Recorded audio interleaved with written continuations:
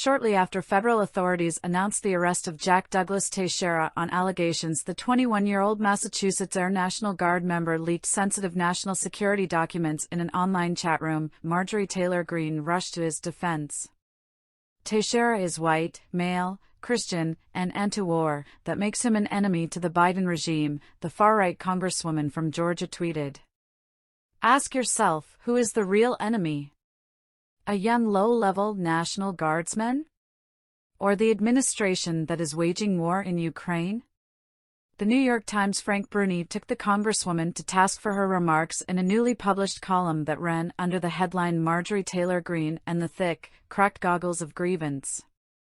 Bruni notes that there is no indication that Teixeira's gender, race or religion were a factor in his arrest, and point out that it is Vladimir Putin's Russia, not Joe Biden, who is waging war in Eastern Europe.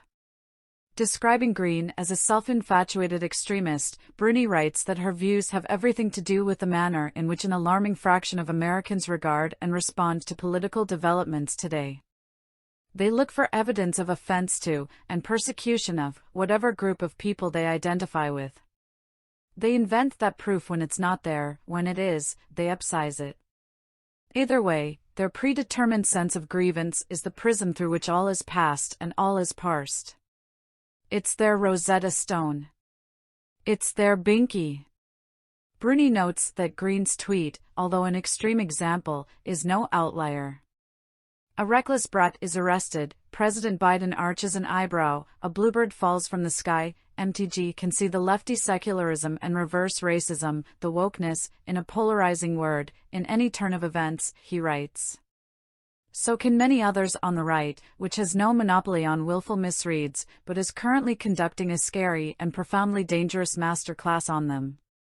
Witness their conspiracy theories, their militias, their actions on, and then revisionism about, the January 6th rioting.